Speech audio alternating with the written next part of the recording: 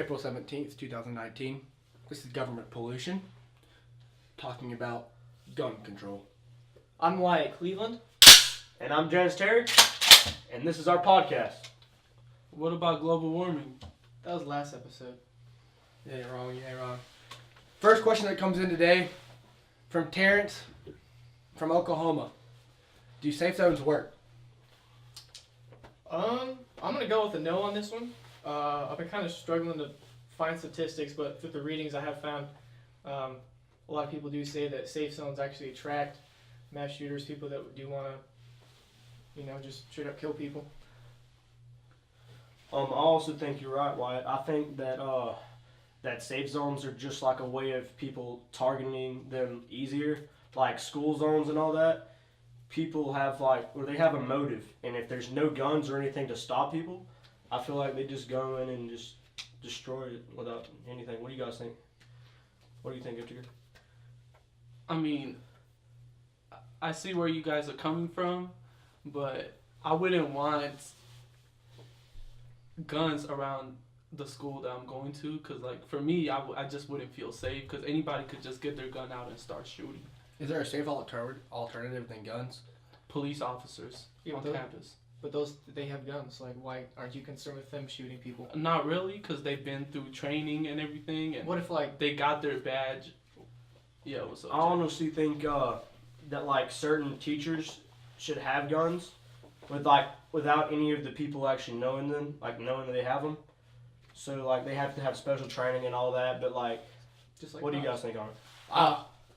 Yeah, I wouldn't want some of my teachers to have guns, cause I wouldn't just trust them. I feel like if they were pissed at me, they would start shooting me or what something. do you think of a safer alternative then for that?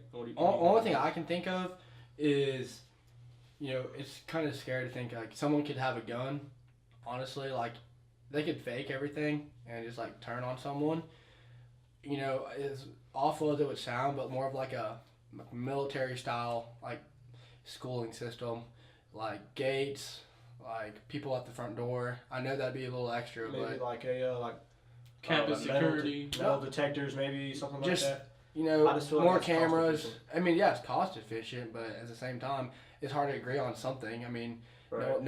Even for me, a conservative, it'd be hard for me to agree on letting some random person have a gun that I don't know about. Yeah, I feel that. What do you think, Wad?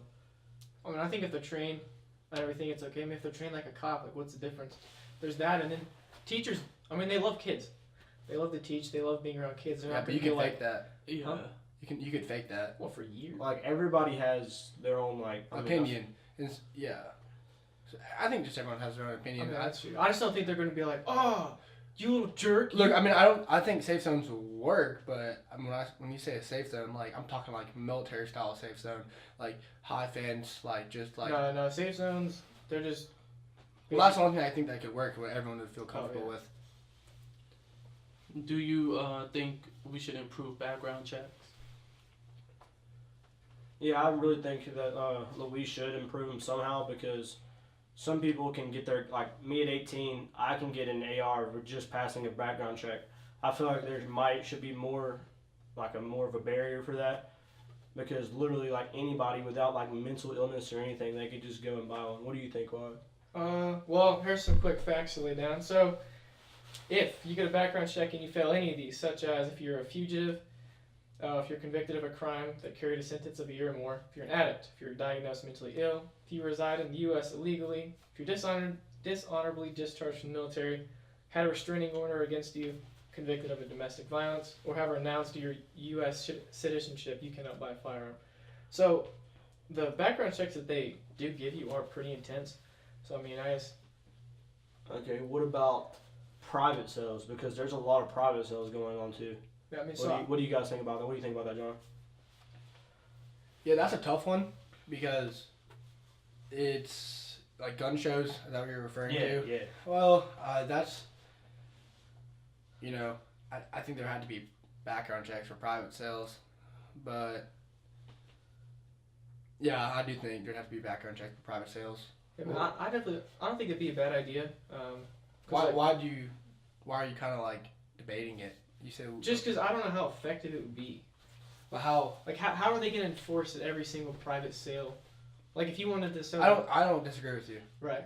So like, you know, if you wanted to sell, like, one of your guns, like, one of your friends, you know, who's going to enforce you to give them a background check on everything? Yeah, it'd be That's easy to say that's different, but I mean, what if like some lunatic gets their hands on a gun? Right, I mean, that'd be a That's problem. like scary right there. I wouldn't be opposed to, like, private sale. I just don't know how exactly... How would you Well, stop give us your opinion on it.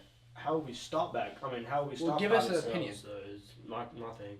Give us an opinion. How would I mean, it's private been going sales- on. It's been what going would on you do for years. private sales? You'd have to give, like, your inventory and all that information, like... in order to Right. for the So a government to background keep check. up. So a background check. No, I'm saying, so, like, someone besides yourself would, like, have to know how much inventory you have. So, like, oh, you have a AR-15 missing. Where'd that go? You know what I'm saying? Like, someone would have to catch you to be able to enforce it. Okay. Well, like, what do you think about the age of owning a gun? The age of owning a gun. I think if I can, like, go to, you know, a different country in, like, World War III or something, if that happened, and die for my country, that should be able to own any gun at 18. That's I mean, do you think that like 18-year-olds, Or mature enough. yeah, like mature enough I mean, to own a gun? It really depends. Like, I feel like they should have some kind of check for that as well. But I honestly feel like at 18, I should be able to carry a handgun on me at all times without any kind of, you know, government rule over that. What do you think, John? I mean, I think we're all. I'm assuming all of y'all. I know I am pretty Mature well gun educated, due to my background with my family. But I think there should be like a. I mean, honestly, even if I had to go through it, that'd be totally okay. But I think there should be a type of class where we can go through, or to get a gun at 18. I yeah, feel like a safety class. I would Right. love a safety class. Like just because look, I'm assuming y'all have, but for me especially, my dad's always been. He taught me how to he taught me how to take apart a Glock when I was like 8 years old, and ever since then I know gun safety, and I think people who didn't have that opportunity should be able to go through a class, and even if I had to go through it again, I'd be okay with that as long as I knew that everyone Safe. went through that. Yes, sir. I agree with I that. What would do you definitely think? agree with that. I mean, what about, like, do you think everybody needs a gun for self-defense or home defense? I think so. Depending, especially like, kind of like depending on where you live, depending on like how high that crime rate is in your neighborhood. You don't know, 5 guys are gonna walk in your house, intruding, or one guy. And I mean, if you're protecting yourself and your family and their lives, I don't think owning a gun is an awful thing. I mean, yeah, I agree with you on that because I feel like if you live in a neighborhood that has a high crime rate, then you should be able to have a gun at your house just in case something happens. Is there hypocrisy of the left? Yeah, I believe so in a certain way, because I mean, like everybody has their own agendas, and I feel like they're like pushing away our guns, and I don't think that's right. What do you think about it? So I mean, just like the global warming, like last episode, the government kind of like does manipulate things. So they want to ban our guns or ban them completely, or just like make restrictions. But then they want us to call the police. Call someone with a gun. And I can tell you right now, the average response time from a police officer is going to be a lot slower than a gun in your own, in your house or something like that. And also, they don't really seem to know, like what they're talking about. Like for example, Senator Kevin DeLoyne, whatever his name is, he says an AR-15 is a ghost gun, and he said with the ability to shoot 30 rounds in half a second. That is literally not humanly possible because they are semi-automatic, and even the fully automatic Army versions can't shoot that fast. That would equate to 3,600 rounds per minute. So, Well, I don't really think, because I've been watching the news a lot, even when the Vegas shooting happened and all that, and I don't think the left really wants to take your guns.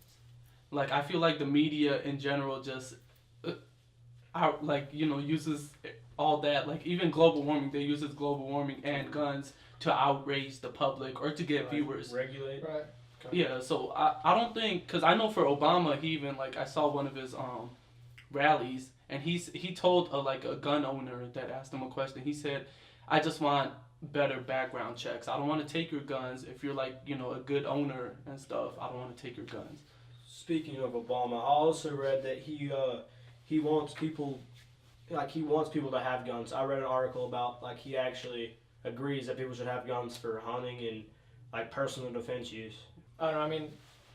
I mean that was a little bit ago because I mean there's a lot of politicians now that they do want to take them away. There's been a lot of polls taken about how many, like 50% of the population would be okay with completely banning them. So I mean, it definitely kind of depends person to person who wants to completely take them, but there are those out there who do want to. Yeah, no, I do agree with you that there are politicians right now that wants to take the guns completely, take away your Second Amendment completely, but not everybody on the left wants your guns. Right, I agree with that. Do guns kill people? I don't think so. I think they're a tool, just like anything else. Cars kill more people per year than guns do. We don't say cars kill people. We say the driver. Knives, anything else. Yeah. Well, okay, on that, just like how I was saying about background checks, cars in the past used to kill a lot of people, but now they have laws where like you need to put on your seatbelts, all that, and now you don't see that many deaths compared to back then. So do you think it's not as bad, but there still are more cars that kill people per year than guns? Is what I'm saying. Also, like, I don't think guns are a big issue anyway, because people will find other ways to massively kill people. It don't matter if they have a gun or not. They'll kill you with knives or like cars, anything that they can get their hands on. They will try to kill you with it if they're that kind of person. Right. Yeah. So I think if people want to kill you, they're gonna find a way to kill you. Right. Yeah, I mean they're messed. The gun's an easy way to kill someone. I don't disagree, but if you want to kill someone, It's also an easy way to defend yourself. It's like good one. taking your way. It's like taking our own defense. Like we'll be defenseless if they'll just take them away for no reason. Like I get that y'all are trying to enforce crime rates, but also like you'll just be taking the good guys with guns away. Like you'll be taking their guns away. All of the mostly like the gang members and all those, they don't have that. Their guns are not regulated, so they're not going to be affected by that. They're just like only law-abiding citizen Americans will have the right to just guns will be taken away. Right. And then real quick, let's just break down the deaths. So between 2017 and 2018, there were 32,000 people dead in the U.S. from guns, right? 60% are suicides. 3% are accidental from not having gun training, things like that. 11,000 are homicidal, and then 80% of the homicides are gang-related. So our true problem is about 2,000 deaths in the U.S. per year, which is low. And the U.S. also is not in the top 10 when it comes to international death rates resulting from mass shootings. well, I appreciate y'all coming in today. It's a tough topic. I just want to thank our sponsors: Thermal Glow, Rode, listening equipment, and microphone equipment. Ariat boots, getting the job done. And lastly, Sage fishing rods, the best for the biggest. Thank you so much today, guys. This is Government Pollution signing off.